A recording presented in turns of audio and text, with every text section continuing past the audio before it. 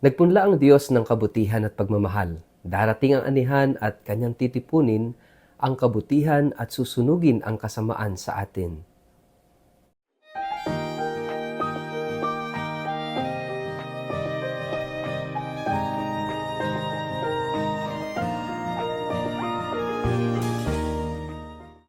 Ang mabuting balita ng Panginoon ayon kay San Mateo. Pagkatapos iniwan ni Jesus ang mga tao at pumasok siya sa bahay. Lumapit ang kanyang mga alagad at sinabi sa kanya, "Ipaliwanag po ninyo sa amin ang talinghaga tungkol sa mapanirang damong tumubo sa bukid." Sumagot si Jesus, "Ang naghahasik ng mabubuting binhi ay ang anak ng tao. Ang bukid ay ang daigdig. Ang mabuting binhi ay ang mga taong kabilang sa kaharian, at ang mapanirang damo naman ay ang mga kabilang sa masasama. Ang kaaway na naghasik ng damo ay walang iba kundi ang diablo. Ang panahon ng pag-aani ay ang katapusan ng daigdig, at ang mga tagapag-ani ay ang mga anghel. Kung paanong ang mga damo ay tinitipon at sinusunog, ganoon din ang mangyayari sa katapusan ng daigdig. Ipag-uutos ng anak ng tao sa kanyang mga anghel na tipunin nila mula sa kanyang kaharian ang lahat ng nagiging sanhi ng pagkakasala at ang lahat ng gumagawa ng masama. Ihahagis nila ang mga ito sa lumalagablab na pugon, at doon ay mananangis sila at magngangalit ang kanilang mga ngipin. Ngunit ang mga gumagawa ng matuwid ay magliliwanag na parang araw sa kaharian ng kanilang Ama. Makinig ang may pandinig. Ang mabuting balita ng Panginoon. Word of the day, hear what God has to say. Mapagpalang araw po sa inyong lahat. Kumusta po kayo? Ang ating pong word of the day ay harvest. Bago po tayo magpalalim sa ating pong reflection sa araw na ito, kayo po'y muli kong inaanyayahan na huwag kakalimutan mag-like, follow at subscribe sa atin pong Facebook page at YouTube channel na Word of the Day. Ganun din po, pakishare ang videong ito sa inyong kapamilya, kamag-anak, kaibigan, mga kakilala sa social media para po sama-sama tayo sa pagiging media evangelizers at online missionaries na nagpapalaganap ng salita ng Diyos sa mundo ng social media. At kung kayo po'y nakikinig ng Word of the Day sa pamamagitan po ng Radio Maria, mapagpalang pakikinig po sa inyong lahat. Mga kapatid, darating ang panahon ng anihan. Sabi nga, merong panahon at oras para sa lahat ng bagay. May panahon ng pagpupunla, may panahon ng pag-aani. Dito sa aming lugar sa Nueva Ecija ay nag-umpisa na ng taniman ng palay. At darating ang panahon, magkakaroon ng harvest time. Sa buhay natin, ganun din. Ang Diyos ay nagpunla, ang Diyos ay nagtanim ng maraming kabutihan. At sabi sa ating gospel, ang anak ng tao ang siyang nagpunla. Sino bang anak ng tao? Si Jesus. Si Jesus ay naghasik ng kanyang salita, ang salita ng pagmamahal, ang salita ng pagpapatawad, ang salita ng kabutihan, katarungan, katotohanan, ang salita ng buhay. Yan ay ibinigay niya sa ating lahat.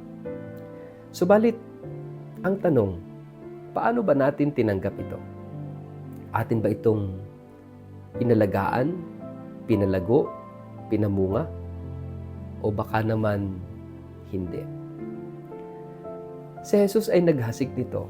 Subalit, merong sinasabi rito sa ating gospel na ang dyablo ay naghasik din ng kasamaan. Kaya nga magandang tingnan, ano ba yung ating pinalalago sa ating sarili? Ano ba yung ating inalagaan? Yung kabutihan o yung kasamaan? Kapag inalagaan natin ay ang kabutihan, tayo ay nagiging alagad ni Kristo, alagad ng Diyos. Subalit kapag ang inalagaan natin sa ating sarili yung kasamaan, nagiging kampon tayo ng diablo. Kaya napakahalaga Sabi nga ni Saint Thomas Aquinas, operare succetur esse. Action follows being. Ano yung nagiging o nagpapabuti sa atin bilang tao? Siyempre, yung kabutihang ginagawa natin. Sapagkat yung kabutihan na ginagawa natin ay iniuudyok ng kabutihan sa puso natin. What fills you is what comes out of you. Pero kung tayo gumagawa ng masama, ito'y iniuudyok ng kasamaan sa ating puso. Action follows being. Kaya kung masama ang ginagawa natin, nagiging masama rin tayo as a consequence of our action.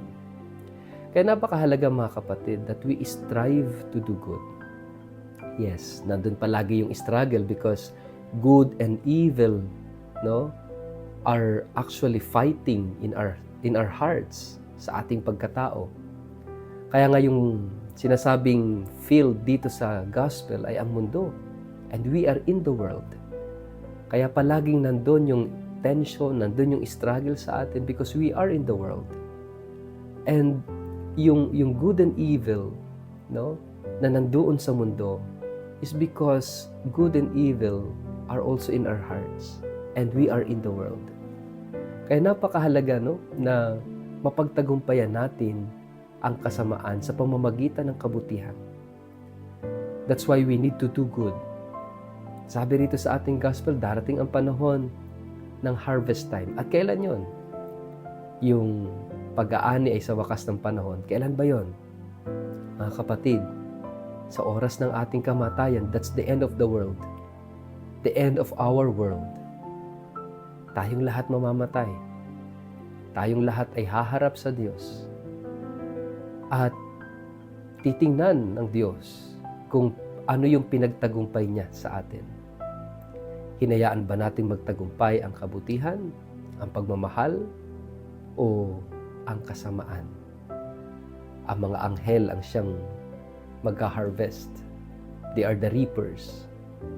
At paghihiwalayin ang masama sa mabuti, ang kasamaan sa kabutihan. Kaya napakahalaga mga kapatid na sana kapag dumating yung punto na tayo ay mamamatay at tayo haharap sa Diyos, sana marami tayong na-invest na kabutihan. Sana marami tayong nagawa ng mabuti sa buhay na ito. Kaya nga napakahalaga mga kapatid that we should not focus on accumulating things, material things, money, fame, power, honor in this world. Kasi ang madadala naman natin sa kabilang buhay are not the things that we have accumulated. Ang madadala natin sa kabilang buhay are the things that we have given away. Ibig sabihin, yung kabutihan natin sa kapwa, yung kagandahang loob natin sa kapwa. Kaya nga yung pagpapatawad napakahalaga. Kaya nga forgiving, it is giving. No? Kapag nagpatawad tayo, we give chance to others to start again. And we also give chance to ourselves to start again. Kaya napakahalaga, even that, no? Yung pagpapatawad, pag-unawa, pagmamahal, pagkalinga, lahat ng ito lang yung madadala natin sa langit. Hindi yung mga bagay na inimpok natin sa lupa. Kaya nga mga kapatid, habang nabubuhay tayo, let us do good. Let us invest in doing good. Sa ngalan ng Ama, at ng Anak, at ng Espiritu Santo. Amen. Ama naming Diyos, tulungan mo kami ng iyong mga biyaya na gumawa ng mga kabutihan sa buhay na ito, sapagkat ikay mabuti. At sa pamamagitan ng biyaya, ng grasya mo, naniniwala kami na dumating man ang anihan, dumating man ang oras ng kamatayan, kami magiging laging handa dahil ikaw ang gumagabay sa amin at tumutulong upang kami ay gumawa ng maraming kabutihan sa buhay na ito. Amen. Pagpalain po kayo at ingatan ng makapangyarihang Diyos, Ama at Anak at Espiritu Santo. Amen.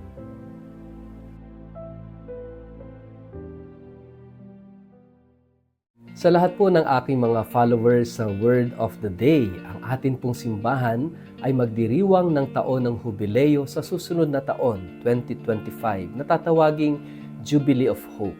At bilang paghahanda po dito, ako po ay nagtakda ng isang espesyal na pilgrimage sa taong ito. Maliban sa pagbisita sa mga kilalang syudad sa Europa tulad ng Paris at Lyon sa bansang France, sa Rome, Milan, sa Venice, sa Florence, Pisa at Assisi sa bansang Italia, ang pilgrimage na ito ay may natatanging katangian. Bibisitahin po natin ang ilang mga Marian shrines tulad ng Our Lady of Miraculous Medal at ang Our Lady of La Salette sa France. Gayon din, ang Holy Face of Jesus of Manopello at ang Eucharistic Miracle sa Lanciano, Italy ay atin ring mabibisita. Hindi lang po iyon, magkakaroon din po tayo ng pagkakataong makita ang mga incorrupt bodies ng mga santo tulad ni na Saint Padre Pio, Saint Catherine Labouré, Saint Vincent de Paul, Saint Bernadette Soubirous, Saint John Vianney, Saint John Bosco, Saint Clare of Assisi, Saint Lucy, at marami pang iba. Magkakaroon din tayo ng pagkakataong mabisita ang 4 na basilika sa Roma at ang ilang mga historical at itinuturing na wonders of the world tulad ng Eiffel Tower, Leaning Tower of Pisa, ang Colosseum at marami pang iba. Kung kayo po ay interesadong makasama ako sa espesyal na pilgrimage na ito, maaari po kayong tumawag o mag-text o mag-email sa mga sumusunod na contact details na nakikita nyo sa screen. First come, first serve basis lamang po ito. Kaya kung kayo interesado, huwag kayong mag-atubiling mag-contact sa amin.